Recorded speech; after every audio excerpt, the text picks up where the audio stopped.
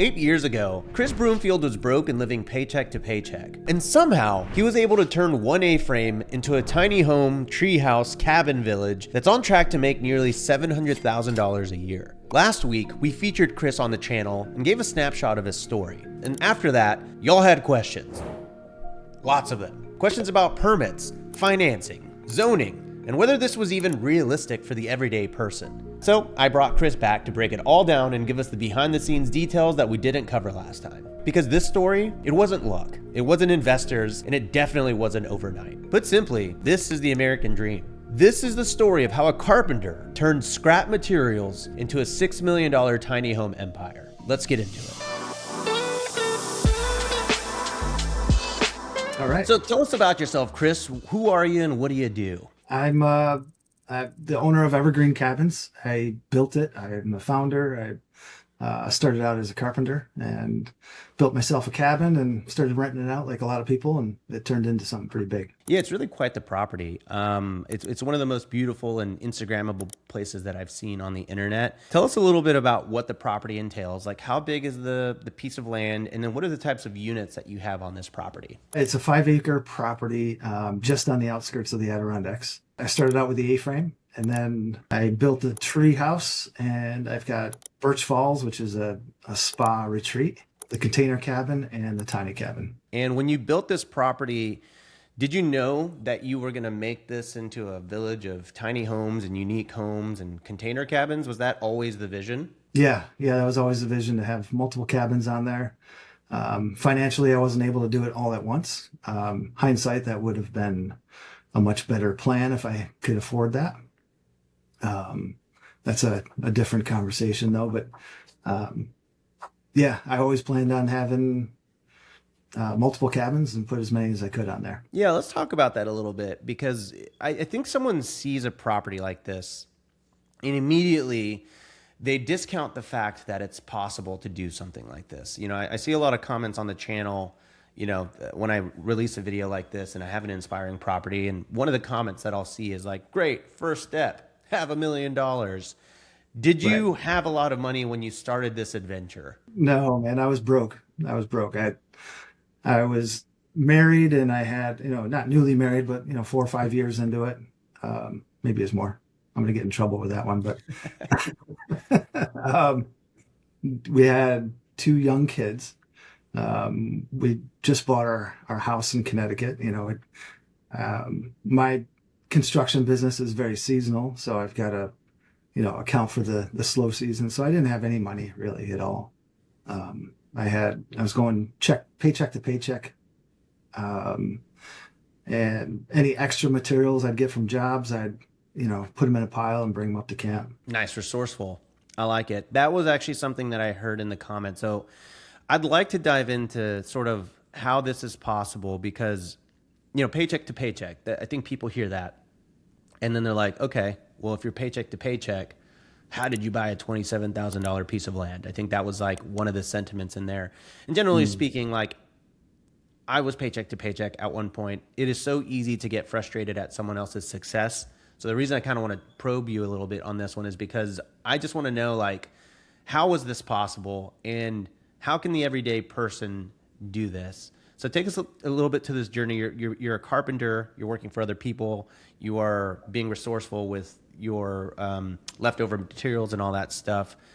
How did you ever come up with $27,000 to buy your first property? Because I believe that's how much the parcel cost. Yeah. Yeah. It was 27 and change, like 27,300 or something like that. A friend of mine he owned the land, and he wanted all the money up at front. And I couldn't do that, but he was willing to work with me. But we did have some cash saved up. And it was, so my wife, when she was pregnant with my son, she got in a car accident. A drunk driver rear-ended her at 11 o'clock in the morning. And the insurance gave us, I think it was like, I can't say exactly, it was about 18 to 20,000 that they gave us for that. We weren't sure. I mean, we're not sue happy type people, but I wasn't sure about what was going to happen with the baby, and it was blatantly wrong for him to be drunk at 11 o'clock in the morning. No You question. know, Yeah. so I didn't feel bad on that. It wasn't a sue happy kind of looking for Mhm. handout kind of thing. Um, but yeah, so that gave us a chunk to start with. Um, we gave that to his name's Donnie, the guy who owned it. Gave that to Donnie, and then tapped into our savings and paid for the rest. And now we're completely broke. Have no savings, and we have a chunk of land that we need to do something that's going to make money. And so we threw our camper on there just to be able to go up and kind of work on it. We had a camper. I think I bought it for $1,300. A tree fell on it, and I fixed the leak and stuck it up there, man. So that's where we stayed. That is such an important part of the story that I think that a lot of the times when people do this stuff, like even for me, like I'll do these types of videos where I'm like, I built a tiny house in my backyard for $76,000, and people are like, great, have 76,000. I'm like, well, I took out a lot of debt. I maxed out my credit cards. Like I didn't have it. And it sounds like you didn't necessarily just have the 27,000. You cobbled it together with a bunch of different ways of doing that. What's really interesting about this is paycheck to paycheck. You kind of get this lump sum, 18 to 20,000. You have a little bit of in savings.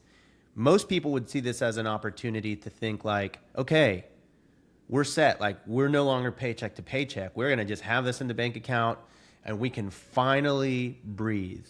And then there's like a very rare like breed of human that thinks I'm gonna spend this and invest this and like hope that it turns out in my favor. And that was you. And I think that's a really awesome thing. Was that scary, or was it clear for you like to move forward and make this happen? It was clear for me. I being in carpentry, I'm kind of into real estate as well, so I understand real estate, where it's always appreciating. Um, you're going to get the value back. I could have always sold that property and probably made more money on it. So it wasn't a huge risk in my eyes. The fact that we didn't have any money, that was the risk of, if the hot water heater goes or, that kind of thing. We had zero to work with to be able to fix those kinds of things. So yeah, it wasn't scary to me. My wife, on the other hand, anything with a Gotta be. risk is scary, Yeah. Yeah, it's got to be for one of the people in the marriage, and so it shows how much of a supporter she is. Tell me Yeah. about the build. How much did it cost to build your first cabin on this property? The first cabin was the A-frame, and it cost me about 90,000 to build, and that was spread out over 3 years. Mm. So between me grabbing all the materials that I can off, extra materials off these jobs, and bringing them up to camp to work on the weekends, and little bits of extra money that I had from the paycheck to paycheck, was able to kind of piece together the A-frame. Nice. So not an overnight success, but an over 900 night success, basically, of just little by Pretty much. little. Yeah. Yeah. Well, that's really cool. So you stayed patient, just like stayed the course, kept dumping it into this. Any extra money you had, you go buy 2x4s, you go buy That's roofing, it. and you're just putting it all together little by little. It kind of changed my habit of how I spend even now. Now I don't spend money on anything that, I put everything back into building. Like right now, I don't have any projects at Evergreen going on, but I do at my house. So I'm, renovating my house, making that worth more. So that's kind of my hobby is working and building up value in real estate. Yeah, we'll get to that in a little bit. But obviously, you were able to sort of jump into every unit with the income from every unit, and I want to talk about that. Before I do, I think a lot of people also tend to look at these projects and think that they're pretty like impossible to permit, impossible to get the entitlements. Tell us about the permitting process. Like, did you have to go through an architectural firm? Did you have to hire a draftsman? What did it actually look like to get permits on this? Because a lot of people are often skeptical that, yeah, it's even a possible thing, especially in a place like New York. Yes, and I agree with that. And that's now that short-term rentals are our mainstream, you know.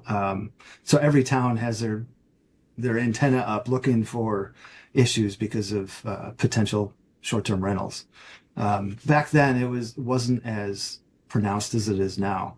And Remsen, it's a small town. Everybody knows everybody. The inspector knows that I'm a builder. They know that I'm going to be building it the right way. And I did not need an architect. I basically just drew it on a piece of paper, brought it to the town. They said, you need this, this, and this. And I came, you know, I put that on there and submitted it, and it was cleared. The type of permit that I have is a campsite permit.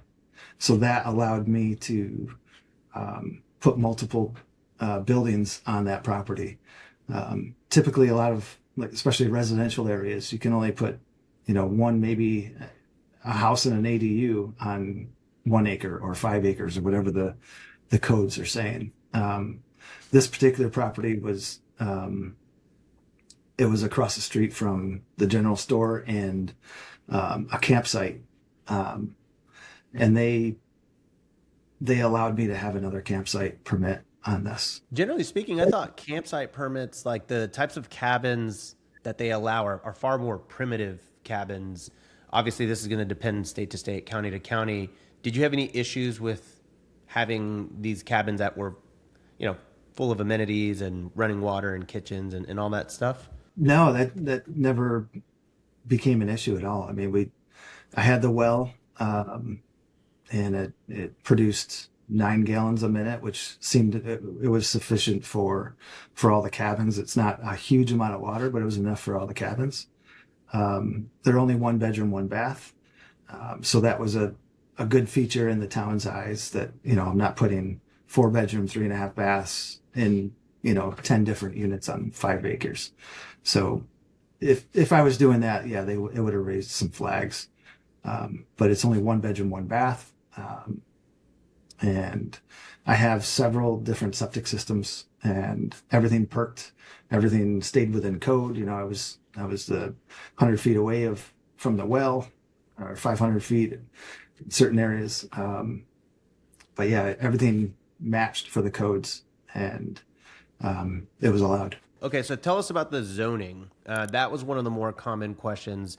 What kind of zoning was this property, and do you have any recommendations on what people should be looking for if they're wanting to buy raw land? I lucked out. So originally it was zoned residential, and then after the popularity of Evergreen, they rezoned it for commercial. So if you're looking for properties to do, you know, tiny home villages, I would highly suggest to do commercial properties. The reason is you can put more dwellings on it. If there's any regulations in the town, you're still a hotel. You're not going to get shut down for a short-term, you know, residential home that's, you know, rented out short-term. So those regulations don't apply on commercial. Got it. And we did have someone ask, I know the answer, I think. I mean, I've actually heard every version of the answer to this, but I'm going to ask you, as someone who's done it, is it possible to do what you did without a permit? No, absolutely not. To get to the level of attention that Evergreen has gotten, that alone has raised flags. I mean, Monday I have an inspection because the tiny house and the container cabin have popped up in everybody's feeds.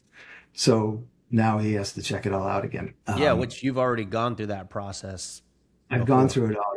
Yeah. This particular one is for a CO. And for anyone at home, a CO is a certificate of occupancy. The reason I say know the answer and I don't, you know, there are some random counties in the United States that don't have building departments and don't have zoning and don't have all that stuff.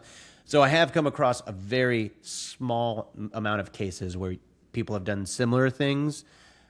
It's always my opinion, for anyone looking to do this, it's harder to do it, but you do have to go through the permitting process, the entitlement process, go to the board, Simply Mhm. because if you ever want to sell this thing and you want it to be a commercial business that you can sell to a prudent investor, in most cases, the way you're going to get your valuation and the way that you're going to make this a bulletproof business is by having your permits and entitlements. And any savvy investor is not going to just buy a rinky-dink set of cabins in the woods. Like they want to make sure Right. that these cabins aren't going to fall apart. They want to make sure that the foundations were inspected, the roof was inspected. Otherwise, they're not really buying a business; they're buying a lawsuit. And so, Yeah. it's a lot less sexy because it can take you years to achieve this, but it is the correct path forward. And there are I agree. workarounds. I would say like a workaround is you could buy a single family home and build an ADU tiny home or cabin or whatever. That would be significantly faster than trying to do five on a piece of land. But the wait is always worth it. It's just, always sad when your friends ask you like, so what's the process? And you're like, well, I'm still waiting to hear back from the engineer or whatever it is. Definitely follow the rules. They're not there to get you. They're there to make sure your guests are safe and that you're building to code, that it's not going to collapse. And they're not the enemy. They're the guys that are trying to keep safety and the value of your neighbors, keeping the value of those properties up too. Yeah, let me ask you this. When you did your permitting, did you just permit one at a time, or did you come to your planning department with like a phased out or like a vision of like, hey, I want to do five, so I want to get all five permitted? When I got the cat or the campsite permit, I did say that I want to have a lot of different cabins. But I didn't have specifications or drawings or anything for any of the cabins or even the locations. So I was able to do it one at a time, or I did do it one cabin at a time for the permits. But the umbrella part of that property, that permit is the campsite permits. And then we're going to hop into sort of the timeline here, but just for people's knowledge, did you have to have separate wells and septic tanks per property? Or how does that work whenever you're doing a multi-unit property? I don't, or I didn't have to. I have, well, yes, for the septic tanks, I needed to have different septic tanks for the different cabins. And the reason for that is, the grade, the slopes, it's all gravity fed. I needed to make sure that it's going in and, it's flowing the right direction. And each cabin is one bedroom, one bath. Each septic system is designed for a 2 bedroom, 2 bath. So it's oversized. So yeah, I did have to do different septic systems for each cabin. The well, I did one well, and it was sufficient enough for all five cabins. That's good to know for anyone looking to do that. That's one of the common ones is I think people are like, understand that septics are expensive. It's a little nerve wracking to think about having to install five when a septic can cost you anywhere from $10,000 to $20,000 on the low end, honestly. Hey, really fast, if you're interested in doing something like this, taking a raw piece of land and turning it into multiple streams of income, or building a tiny home or a unique structure, me and my team can help you do that. Over the years, HostCamp has coached thousands of students and helped them build their dream properties or portfolios from the ground up. We can help you with everything from the permitting, the zoning, the entitlements, the design, start to finish. If you have a dream to do this and you're ready to build it from the ground up, book a call with my team down below. We'll talk about your goals, your vision, if this is realistic for you, and if we can help you. So if you're interested, book a free call down below, and I promise we'll send you off with some value and leave you better than we found you. Okay, back to the video. Let's go back to your timeline a little bit. You build one property, it's going well. At what point do you decide to build a second one? Like what was happening in your life then that made you think, hey, I think it's a good bet. I think it's a good safe bet or safe investment to move on to the next unit here. I decided to build another one when we didn't have any place to stay. So the A-frame was booking up. Every time I wanted to go up, it was booked. There's no place to stay. So, I asked my kids what they wanted to build next, and they said the treehouse.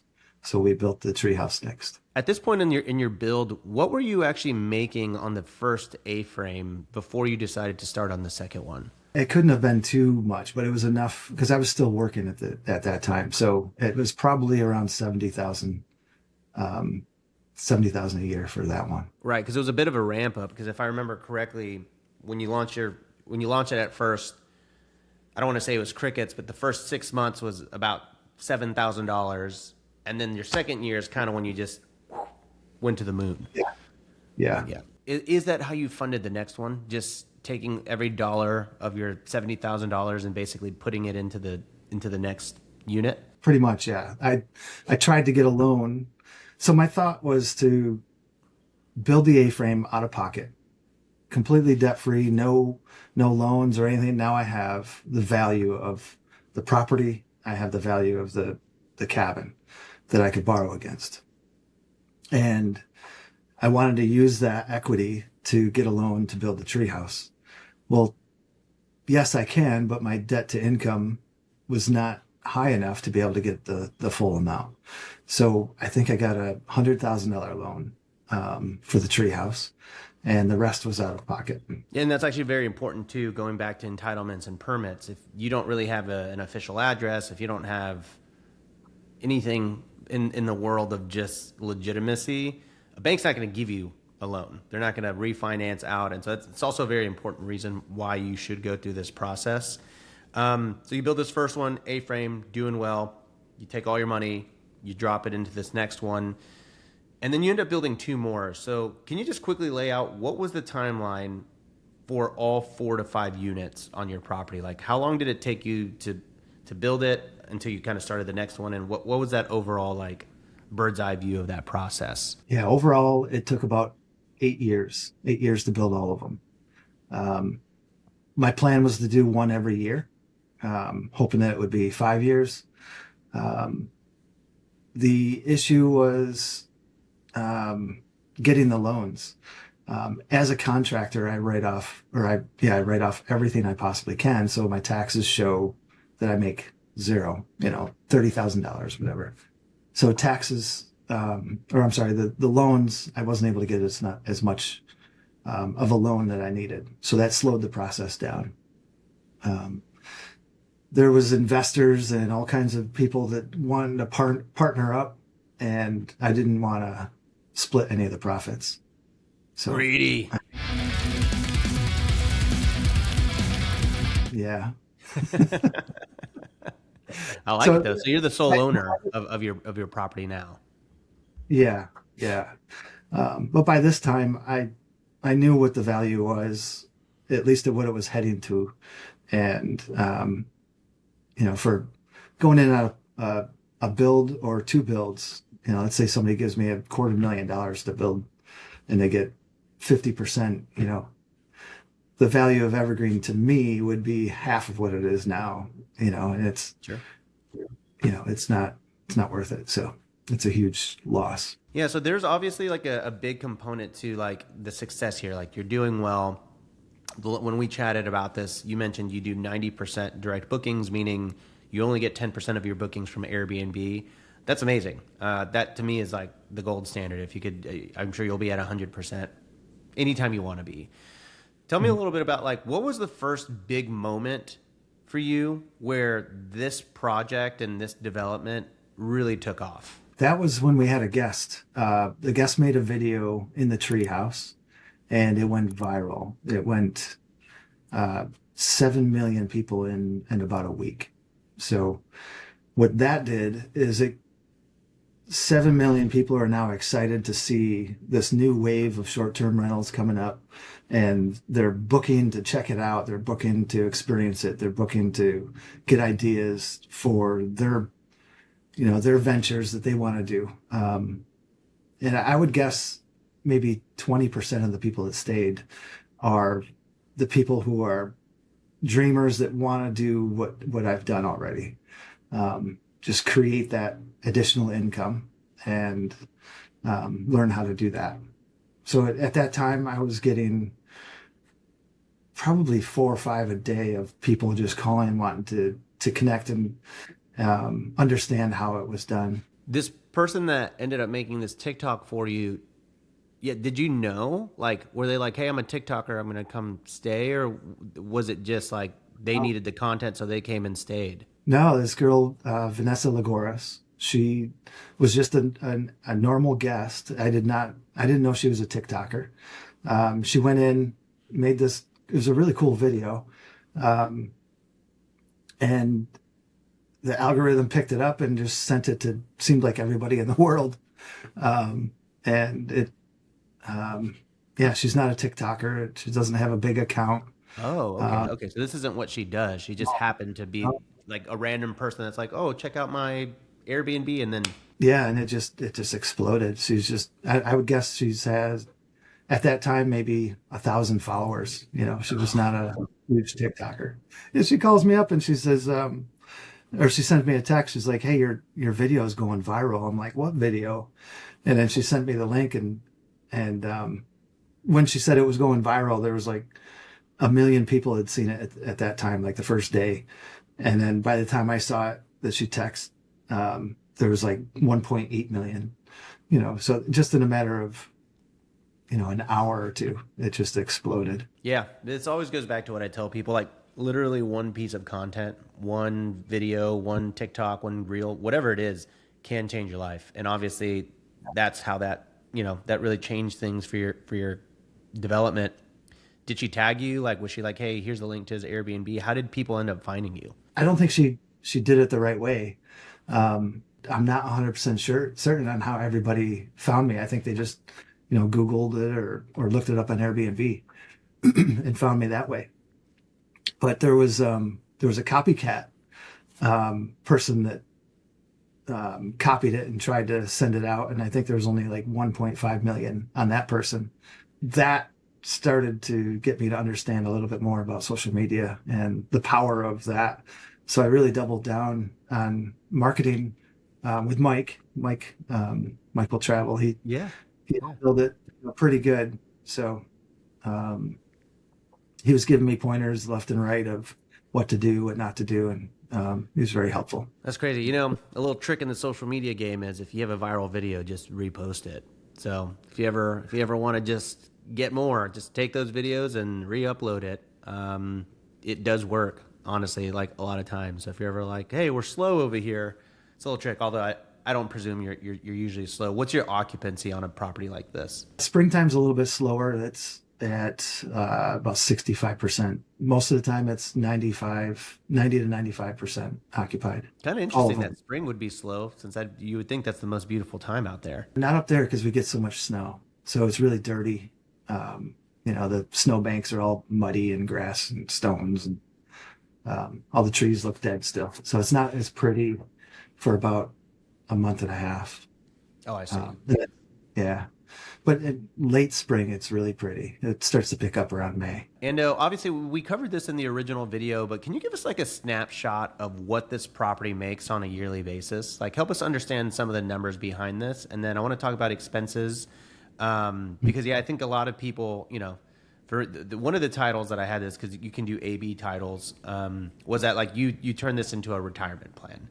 And I think that's a really cool thing. And so I want to show people what's possible when you go out there and you take a risk and, you succeed. You are like the rock star of this industry. Yeah, thanks, man. But it's they produce, well, there's new cabins now. So speculating for this year, but it's projected to do about 680 for this year. Previous years before these last two cabins, it was between 480 and 520, 530. And that was for how many cabins when you did that? So it was 3 cabins for the let's say 500,000. Okay. Yeah. Wow. That's impressive. So you've added 2 more cabins, and with those 2, 680,000 is roughly where you think you're going to fall. Yeah, I think it should be around that. The container cabin is booking out pretty fast.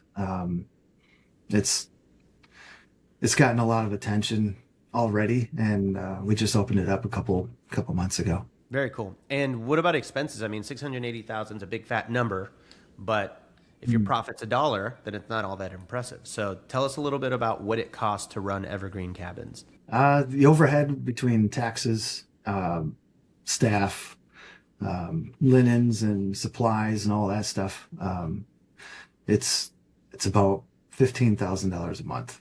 So $180,000 a year roughly in expenses. Yeah. So what's that math? So projected of 680 this year minus the 180. You're half a millionaire in cash flow. That's crazy. That includes your debt service too? Yes. Yeah. All Wow. the loan. What do you do? Do you just take baths and money or? It's nice to have my free time. That's definitely for sure. But all the money that I get, I mean, I look at my bank account and it's always, it's not huge like everybody would anticipate, but because I'm constantly spending it either at Evergreen, building more, or my It's the house. curse of real trying to- estate, man. You never get Yeah. to keep your money because you're just like, what if I did it again and Yeah. again? Yeah, that makes sense. So it's like you have it, but you choose to just let it ride. You want to keep building more. You want to keep building the legacy. Like, why? I mean, you could stop. So why keep going? I could. I want to have a nice place to live in. I want to have, I don't know, something keeps echoing in my head. If you're not growing, you're dying. So you have to keep putting it back into the business. You keep improving, making it grow, or changing the experience, and all that takes money, and that's where it all goes. Have you ever read the book Die with Zero by any chance? No, who wrote that? It's right behind me. I just read this last month. I'd recommend it. I mean, I think you should do what you're doing, but this was a really good life-changing book, I'd say, like from a philosophical standpoint. If I'm going to be completely honest, it's not super long. It's 200 pages. It's a quick read. It could probably be 50 pages because it's one of these books that the title is so good that you can stop there. But the idea is like, you should die with $0 in your bank account. And it's so contrary to what we've been told or what we believe we should do because we want to keep making more money. I mean, same. I'm with you. Like I can't stop. It's like a shark. If you stop swimming, you die, right? But Yeah. it kind of talks about how like we spend all of our time working to make more money than we actually need, and then everyone, like no one has ever died with their net worth posted to their tombstone. And so Right. a big part of it too is like, well, I want to leave a lot to my kids. I know you have kids, so this obviously it's a big mission of yours. But the whole idea is also like, well, if you're, if you end up staying healthy and doing your thing and you die at 80 or 85, and let's say that you give your kids a big wad of cash, well, your kids are going to be 40 or 50 years old in a best case scenario, and you're going to give them, however much money you're going to give them, let's say $1 million from this. And it's not going to help them all that much when they're 40 or 50 because they've already had the hardest years of their lives ahead of them. And so if you could really change your kid's life, give them the money that you're going to give them when they're 20 or 25 or 30 or 35, when they're actually struggling in life, and just be done with it. Instead of working so hard your whole life to leave them something that you won't even get to see them experience because you'll be dead. Not a coaching session here. It's just kind of like an interesting philosophy where I have been so focused on going. But for me, it's like there is a moment where you just need to stop and really understand like, man, what do I really want out of this? I want more time. And by getting that, we keep working to make more money so that we have more time. But there is a stopping point, and I don't know what that is for you. I think the whole reason I said all of this is for you to give it some thought, because maybe at some point you do want to just like, live in your house and hang out with the kids, right? I agree with that philosophy also. I think the biggest gift I could give them is work ethic. And at this stage of their lives, if I'm lazy and enjoying, the success of Evergreen right now, I think it's teaching them that, a level of entitlement. And I think they need to see me work, and they need to see me, or not see me because I'm working. So I think that is a bigger lesson, and make sure that, what I do is we make sure that we plan out our vacations, and it's not just once a year. It's many times as we possibly can. Like this summer, we're just going to travel the U.S. There's no timelines. There's no destinations. There's no things that we have to do. We're just going to, basically roam around and check stuff out. And I'm hoping that that'll create an interest or a curiosity in them that will get them to see outside of Durham, Connecticut. I love it, man. There's a word for this. It's a What's term. that? The term is the American dream, my friend, and you are living it. I love it. I love everything that you're doing. If you could give one advice to someone, a piece of advice to someone that wants to do this, and they're like, I want to go for it, I just am scared. What would you tell that person? Listen to your gut. Whatever it says, follow it. Easy. I love it, man. That's what you did. That's what you've done. Yeah. It worked. Yeah. And P.S., in case you were wondering, Chris, who we're featuring today, is a host camper. These are the types of people that you have to surround yourself with if this is what you want to do. Okay, let's get back to the pod. Chris's story is awesome, and we break down this in a lot in the video that we featured him. So if you want to watch that video and you want the full story, click right here. I promise it's a good one. This is one of the best performing videos I've ever had for good reason, and it's because Chris has an amazing story. So go watch that after, of course, you like and subscribe.